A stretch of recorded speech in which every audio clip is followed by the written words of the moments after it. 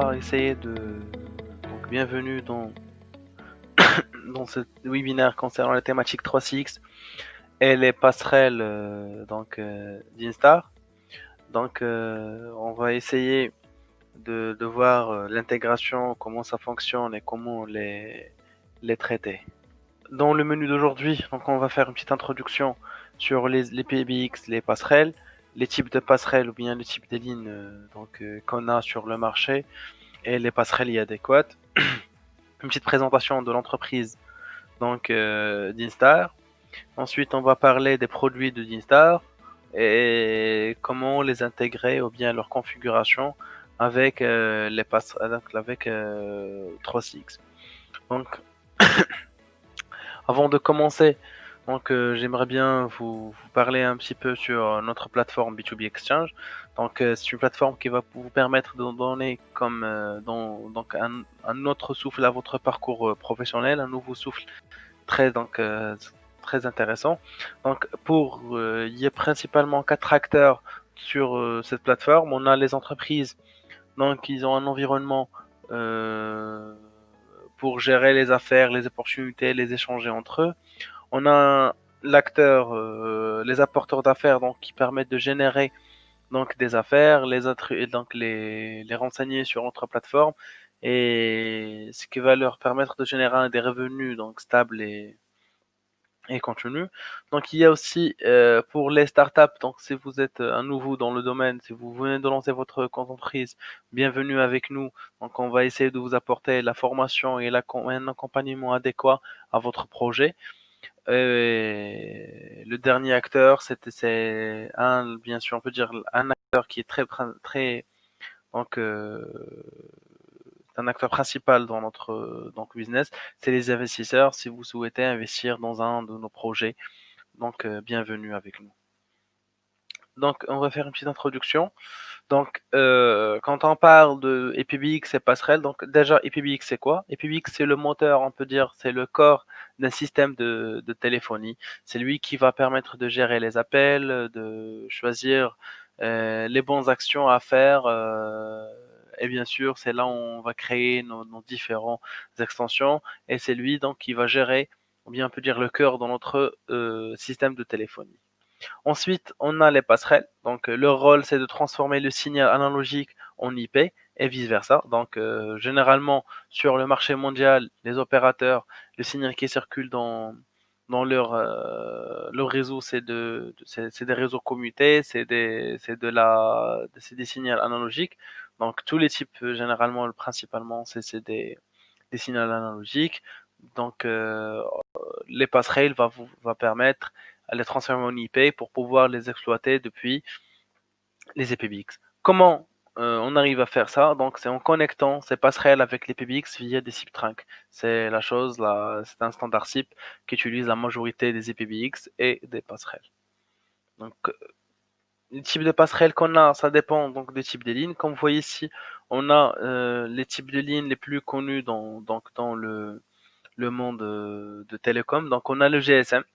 Sa caractéristique principale, c'est que on peut avoir qu'un seul canal de communication sur le GSM, donc un appel sortant ou bien un appel entrant.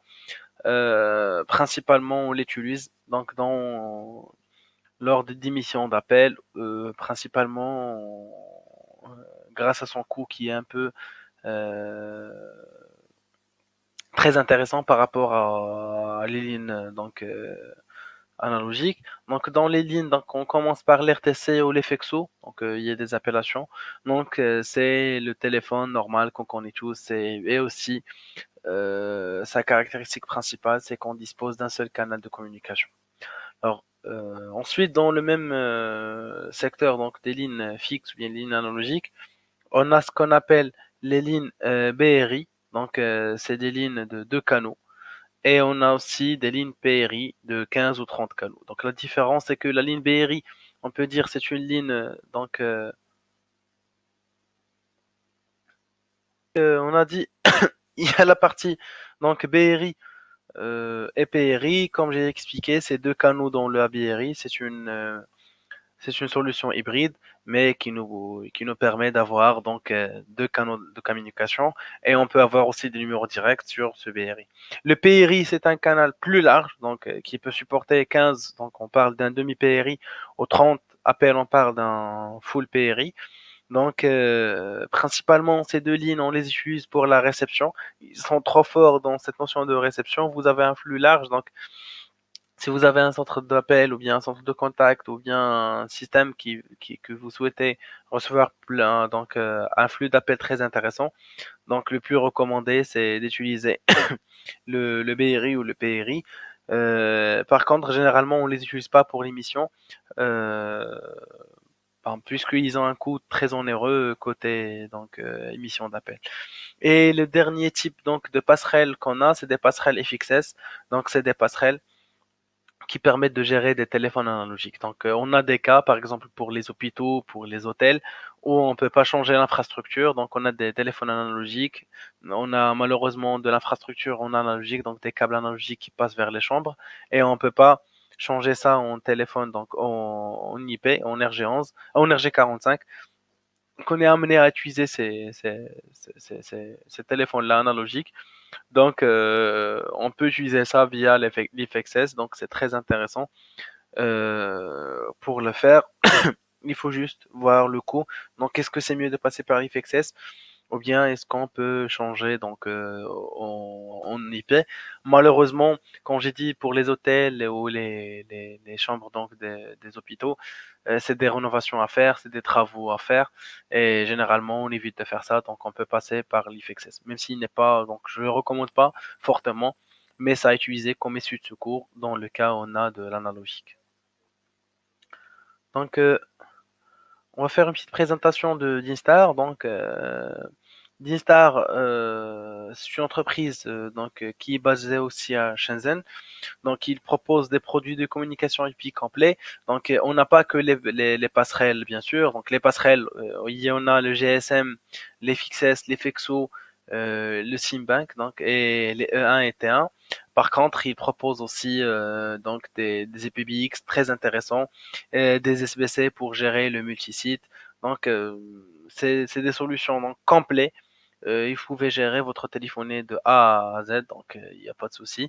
Et grâce à sa capacité d'innovation croissante, donc c'est très intéressant côté innovation et recherche sur Dinstar.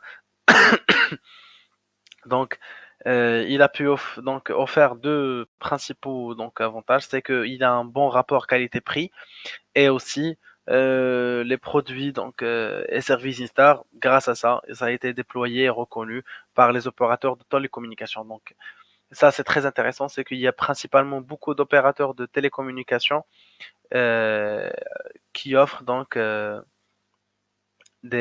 qui utilisent de Dinstar et donc ça donne de l'éligibilité pour cette marque-là et les intégrateurs système bien sûr qu'ils utilisent et aussi des entreprises dans le monde entier donc qui l'utilisent et comme j'ai dit c'est grâce à sa fiabilité et l'innovation et la qualité de ce qu'il peut apporter principalement. Alors on va y continuer donc sur la partie passerelle donc on va faire un petit euh, un petit aperçu sur les produits donc de d'Instar. Ils ont les passerelles GSM donc c'est les UC Series. Les passerelles FXO IFXS, c'est les DAC Series. Et les passerelles PRI, c'est les MTG Series. Donc, c'est, donc, comme j'ai dit, c'est des passerelles complètes, donc, qui gèrent tous les flux, donc, ou bien tout le type de passerelle qu'on a, donc, dans le monde de télécommunications. Donc, on va commencer par les passerelles GSM. Donc, sur les passerelles GSM, on a, comme j'ai dit, les UC Series. Donc, on a les marques suivantes. Donc, on a le UC 2000 VA, le UC 2000 VE, le UC 2000 VF, le UC 2000 VG, le UC 2000 VH, le Multisim Voix IP et le SIM Bank and SIM Cloud. Donc, on va voir Donc, euh, donc principalement, il peut offrir, donc comme j'ai expliqué, des d'Instar, donc surtout les ISO 2000, c'est scalable de 1 jusqu'à 32 puces, donc ils peuvent gérer jusqu'à 32 canaux. C'est très intéressant, c'est très fort. Donc vous pouvez donc gérer une plateforme très intéressante et bien sûr, vous avez ils sont compatibles avec plusieurs donc IPBX, principalement avec 3CX, qu'on peut exploiter. Alors la différence, donc on a le UCCM, donc le UC 2000 VA, il peut supporter 15 slots donc de content channel. Donc, on a l'UC 2000 VE qui peut supporter 4 ou 8. On a l'UC 2000 VF qui peut supporter 8 ou 16. Et on a le UC 2000 VG qui peut supporter jusqu'à 32. Ensuite, on a le UC 2000 VF, donc version 131, qui peut supporter 32 jusqu'à 64. Et on a l'UC UC 2000 VG version 131 qui peut supporter jusqu'à 128 slots. Donc on peut vraiment atteindre un nombre de slots très très très intéressant. Alors, tous ils sont avec des antennes Power Splitter, qu'on peut les utiliser pour donc avoir une qualité signal meilleure que la normale. Donc, ils supportent tous la norme, donc bien sûr GSM, quad band, donc soit la norme 850, la 900, la 1800 ou bien le 1900 MHz, donc il n'y a pas de souci, on peut gérer tout. On peut gérer aussi le WCDMA, sauf bien sûr pour le UC 2000VA. Tous les autres types ils peuvent supporter le WCDMA quadraband, dual band, donc le 850 et le 1900, ou bien le 900 et le 2100. Donc il n'y a pas de souci sur cette partie-là.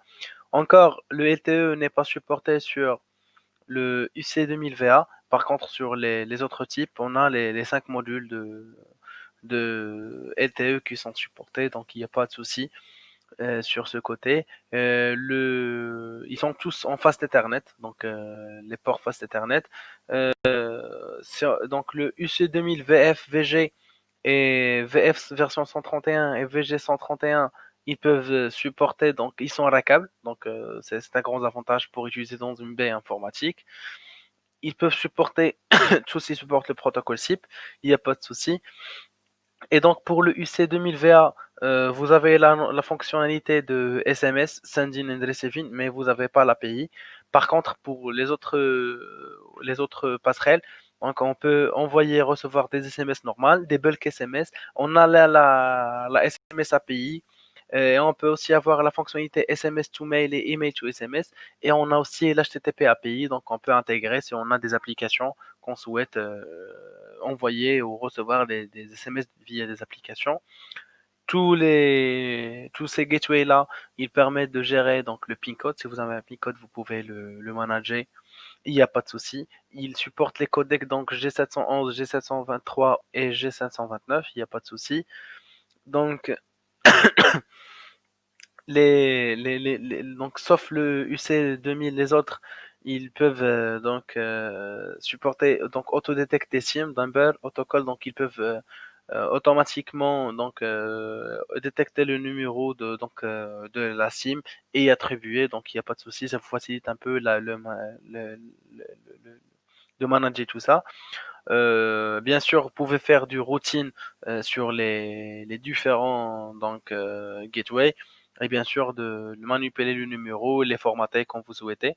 Il y a la SIM rotation donc sur le UC 2000 VF version 131 et l'UC 2000 VG version 131. Donc les UC 2000 VE, VF et VG ils supportent donc le SIM banking. Le SIM Cloud il est supporté sur tous les gateways sauf pour le premier. Et on a la possibilité d'y accéder via Remote Web et Telnet. Donc il n'y a pas de souci sur ce côté, sur tous les gateways sauf pour le UC2000 VA qui est, on peut dire, l'entrée de gamme. Par contre, on peut le gérer localement depuis le web ou bien Telnet, il n'y a pas de souci. On peut aussi faire du network capture et activer le CDR. Il n'y a pas de souci. Donc ça, c'est pour la partie, donc on peut dire euh, la partie gateway GSM. On va attaquer maintenant. Je m'excuse. On va attaquer maintenant la partie donc gateway FXO. Donc sur les gateways FXO, on a principalement donc trois types. Donc on a le DAG 1000, le DAG donc 2000. Donc les 1000 il y a deux versions, la 4O et la 8O. Donc on va un peu discuter sur la différence. Donc il n'y a pas de port IFXS donc sur ces trois-là. Donc c'est juste des ports FXO. La DAG 1004, donc il supporte 4 comme son nom l'indique. La DAG 1008, ça supporte 8, ports FXO. Et la DAG 2016O, il supporte 16. Bien sûr, la connexion avec les multiples, donc les différents IFXS et des différents FXO ports, donc c'est via le RG11 bien sûr. Il y a un réseau WAN, donc un câble WAN sur le DAG 1000 et les DAG 4 aux 4 ports et 8 ports. Par contre, on a que 3 LAN donc 3 ports LAN sur le DAG 1004O et le DAG 1008O. Par contre, sur le DAG 2000, on a 4 ports LAN. Tous les ports donc sont en mode Fast Ethernet, donc ils peuvent arriver supporter jusqu'à 1000 donc jusqu'à 100 mégabits. Donc la DHG16 et les rackables, il prend une unité, donc ça c'est très intéressant. Et donc, on peut détecter grâce à tout, donc tous ces passerelles-là, ils permettent de détecter la polarité, la busitante. Donc, si c'est occupé, on peut l'avoir. On peut avoir le écho cancellation. Donc, il n'y a pas de souci. Ils supportent bien sûr le SIP over TCP ou bien over TLS. Donc, ils peuvent supporter le CQR SIP, il n'y a pas de souci. Ils supportent le CQR RTP, il n'y a pas de souci. Donc, c'est très intéressant pour la partie sécurité. Le provisioning, on peut le faire soit via l'HTTP, HTTPS ou bien FTP, il n'y a pas de souci. Il supporte tous les codecs donc, de la partie donc, fixe, donc soit le G711, le G723, G529, G726, ILBC et AMR. Et on peut avoir le fax, et donc on a les deux normes, la pass-through et le T38. Bien sûr, on peut le superviser puisqu'ils supportent tous la norme SNMP, donc de version 1 jusqu'à la version 3. Il n'y a pas de souci. Donc c'est très intéressant. Ils ont des gateways qui sont vraiment, comme j'ai dit, euh, très intéressantes. Donc on a la partie, donc les passerelles IFXS. Alors là aussi, on a une large gamme sur la partie IFXS. Donc on a le DAG 1000, donc soit un 2S, ou bien le 4S, ou bien le 8S, le 16S, le 24S, 32S. On a le DAG 2500, 48, 64, 72S. Et bien sûr, le dernier, c'est le DAG 3000, 112S. Alors, principalement, comme les noms l'indiquent, la principale différence, c'est le nombre de ports. Donc, le DAG 1000, 1 ou 2S, ça supporte un ou deux ports. Le 4S, 4 ports. Le 8S, bien sûr, 8 ports. Et on peut atteindre jusqu'à 112 ports pour le DAG 3000 et jusqu'à 72 ports pour le DAG 2500. Euh, les connecteurs donc type pour on a le RG11 sur le DAG 1000, donc on a le RG11 et aussi pour le 2000. Par contre pour le 2024 32 on peut avoir le RG11 ou le RG21. Le DAG 2500 on a le RG21 et pour le DAG 3000 on a le RG45. Les ports WAN ça existe seulement sur le DAG 1000, donc on peut avoir un port WAN. Pour le port LAN, on a un port pour le DAG 1000, un ou deux S ou bien le 4S. Par contre, pour le 8S, on a trois ports LAN. Pour le DAG 2016S, donc pour la gamme DAG 2000, on a quatre ports. Pour le DAG 2500, on a deux ports. Et pour le DAG 3000, on a quatre ports.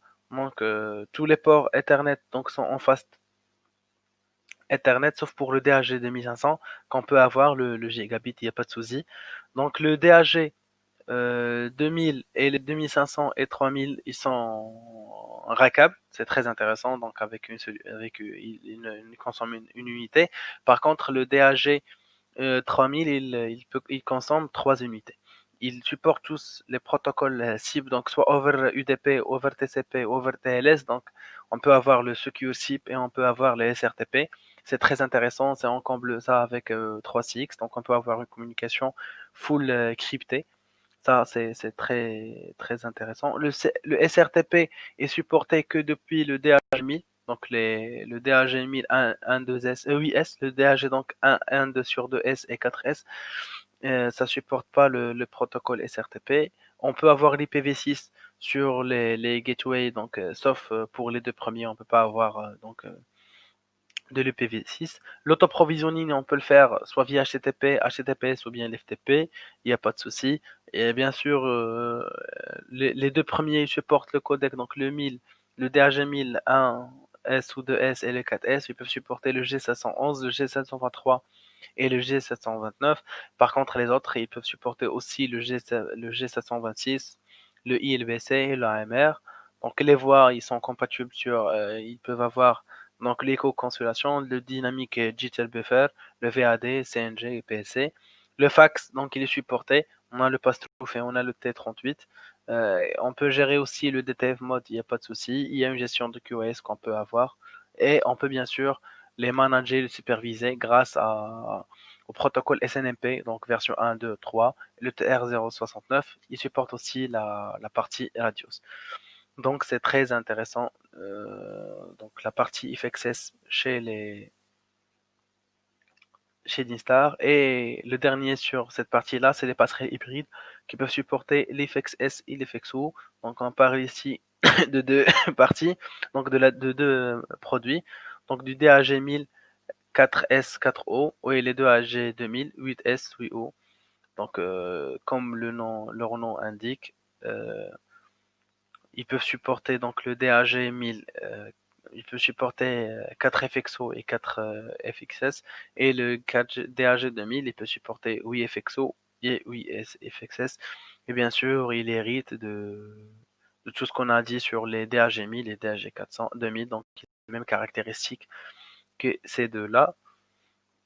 On passe maintenant au dernier type de passerelle, c'est les passerelles PRI. Donc, quand on dit passerelle PRI, c'est pour gérer la partie donc accès primaire.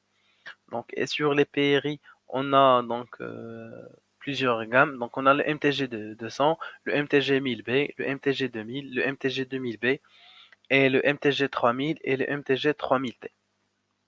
Donc, c'est principalement le MTG 200. Donc, il peut supporter un ou deux ports, donc E1, T1, et le MTG 1000 aussi, il peut supporter un ou deux. Le MTG 2000, il a quatre ports qu'il est scalable jusqu'à 20 ports, et le MTG 3000, de 16, il peut passer jusqu'à 63 ports E1.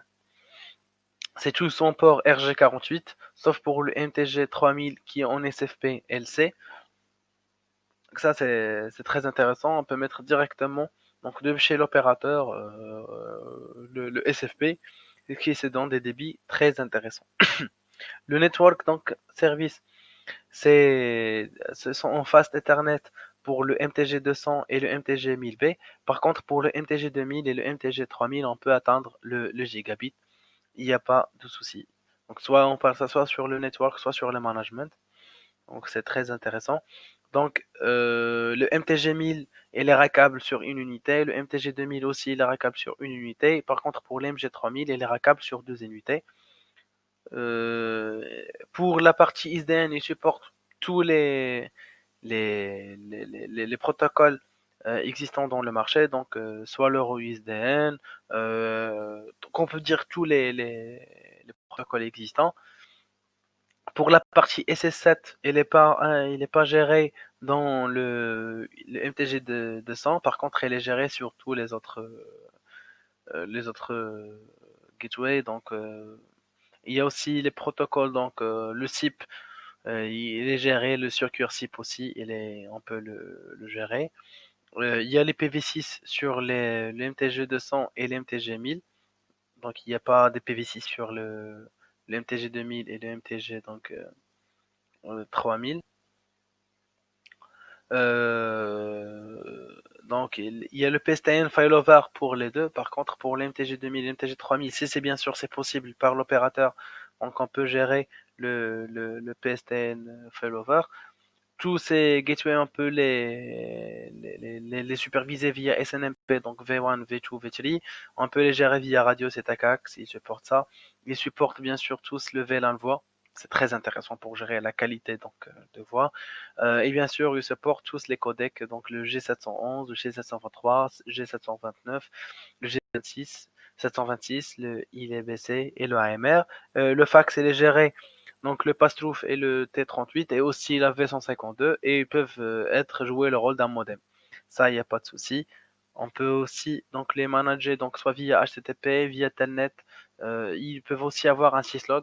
Donc vous pouvez combiner tous les logs si vous avez un syslog et bien sûr le MTG 2000 et le MG 3000.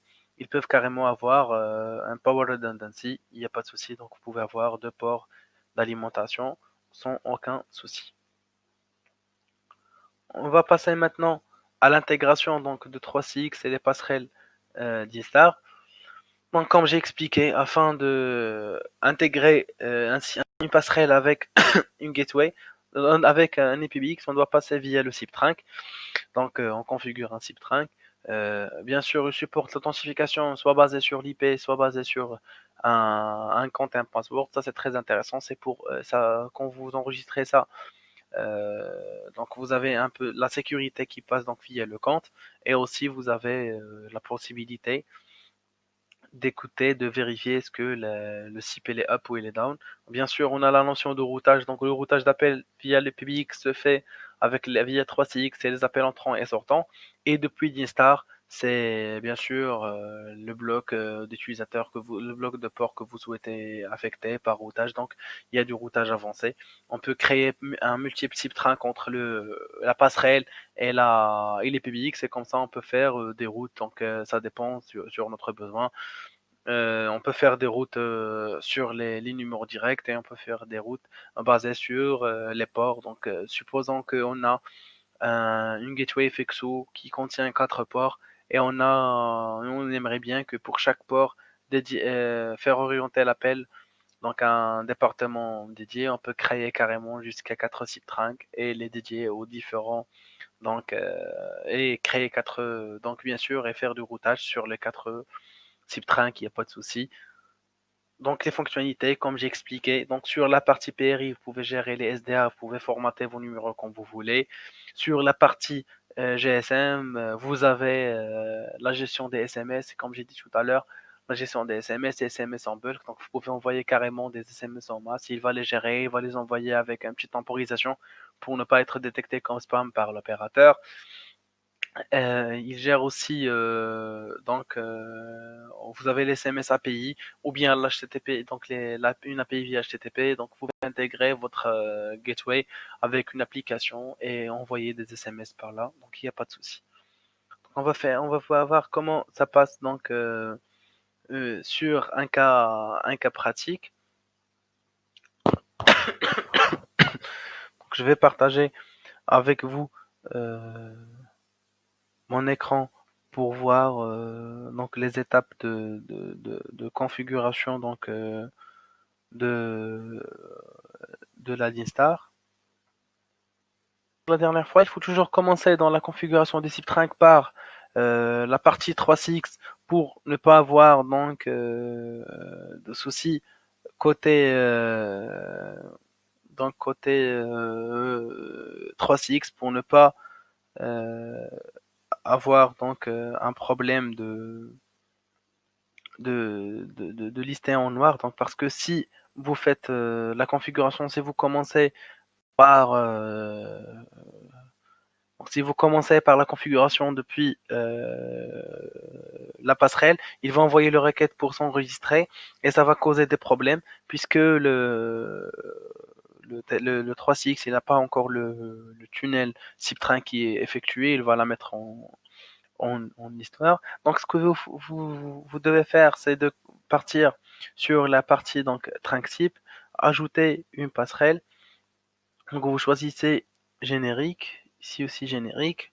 Le nombre physique de ports, donc ça dépend de combien vous avez. Allez, on va partir donc sur un port. Notre numéro principal, c'est celui depuis lequel on va s'appuyer pour effectuer nos routages. Donc, on va mettre OK. Et ensuite sur le SIP Trunk, donc on va le nommer un nom qui est bien, donc qui est frappant. On va savoir ça concerne quoi. Donc on va faire par exemple FXO. Donc Star. Vous devez renseigner l'adresse IP donc de votre passerelle. Donc on va aller partir sur 128.1.11. Donc et ici vous pouvez attribuer donc vous devez attribuer le nombre d'appels simultanés maximum qu'on peut avoir. On va partir qu'on a une FXO donc DAG 1004 donc on a 4 ports FXO donc on peut avoir jusqu'à 4 appels simultanés. Donc, vous avez un ID qui sera généré et un mot de passe que vous devez donc le prendre et le copier. Donc ça, s'il faut le faire, il faut copier ce mot de passe-là. Tu auras besoin un peu dans la configuration. Donc, on configure le numéro principal. Ensuite, l'extension sur laquelle on va recevoir, donc on souhaite recevoir l'appel dans le mode, donc pendant les heures du bureau et hors les heures du bureau. Ça, ce qu'on peut faire, bien sûr, il y a des options qu'on peut avoir. Si on a par exemple une PRI, on doit ajouter les numéros des SDIC. Si vous voulez faire un formatage concernant l'ID des appelants, vous le faites ici. Si vous avez des paramètres spécifiques que vous voulez mettre, donc vous pouvez les mettre soit dans les paramètres entrants ou les paramètres bien sûr centrants. Donc on fait OK. Donc ensuite, sur la partie donc d'Instar, il faut recréer donc le SIP Trunk et bien sûr l'attribuer à 3CX. Donc comme vous devez voir, donc la première étape c'est de créer je m'excuse. La première étape c'est de créer donc le SIP Trunk depuis la passerelle euh, d'Instar. Ça, vous pouvez le faire. Donc vous entrez, donc vous accédez à l'adresse IP de la passerelle d'Instar. Il faut noter que avant de commencer cette configuration, il faut y accéder à la passerelle d'Instar par donc depuis son port, donc son adresse IP par défaut. Ici, j'ai une passerelle Instar que je vais le montrer. Donc normalement, il vient dans ce package là. Vous avez la passerelle et vous avez donc un câble donc RG45 pour la. Ça ici, si on a une passerelle FXO donc qui peut supporter jusqu'à 4 ports. Donc on parle de DAG 1004O. Donc vous avez des câbles donc RG45, un câble RG11 pour l'utiliser, donc on va et bien sûr le câble d'alimentation. Donc comme j'expliquais avant d'accéder, vous avez donc les étapes à faire pour faire la configuration de base. Donc vous configurez votre passerelle sur le même réseau. Donc l'adresse par défaut c'est 192.168.11.1.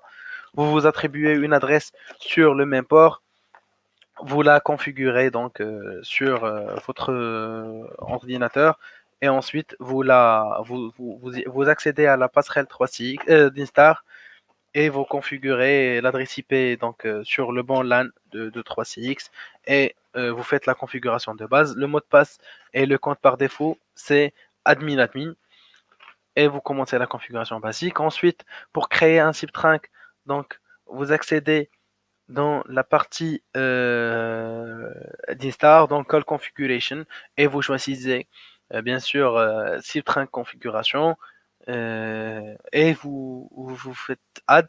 Donc quand vous faites ça, vous avez le menu suivant qui va s'afficher. Donc, dans ce menu-là, vous avez les informations nécessaires pour.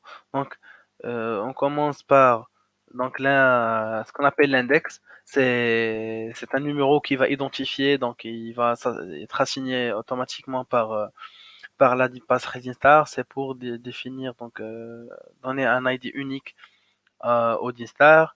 Et là, il faut faire une description du SIP-trunk pour savoir de quoi s'agit-il, un nom donc bien déterminé. Ensuite, vous entrez l'adresse IP donc de 3CX, le port 5060, donc c'est le port par défaut. Après, vous pouvez l'utiliser, vous pouvez changer si vous souhaitez, mais quand vous utilisez 3CX, principalement, vous allez utiliser le port 5060. Et bien sûr, vous pouvez cocher l'option Send Keep Alive, c'est une optionnelle. Il va vous permettre de voir est-ce que le 3CX il est toujours up ou down. Donc, s'il y a un souci, vous aurez une information. Ensuite, vous devez se rediriger sur la partie donc la partie routage, donc sur IP vers téléphone routine et vous vous donnez les pattes que vous souhaitez avoir et de même et vous avez votre Distar qui est configuré, donc c'est vraiment simple à faire. Donc ça c'est très intéressant. Donc on va revenir à notre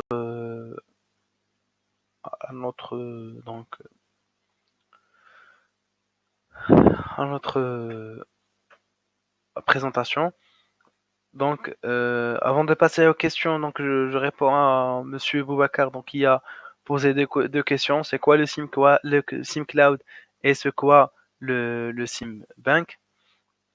Donc, le SimCloud, c'est un sorte de soft qu'on met en place, donc qui va nous permettre donc de gérer euh, plusieurs numéros. Donc un nombre de numéros euh, très intéressant via un website. Donc, vous pouvez entrer via le cloud et gérer donc euh, vos différents numéros. Et le SIM banking, donc c'est quand on parle d'un device qui peut gérer un nombre intéressant donc de SIM cards qui peut faire donc gestion jusqu'à dans notre cas on a vu jusqu'à 128, on peut arriver jusqu'à 320 sur des gateways. Donc il est compatible avec les 2G et les 4G. Donc, c'est principalement ça, ces deux termes-là. Donc, je vous remercie pour votre présence. Je ne sais pas si vous avez quelques questions. Donc, je vous remercie pour votre présence et je vous donne rendez-vous pour le prochain webinaire. Merci.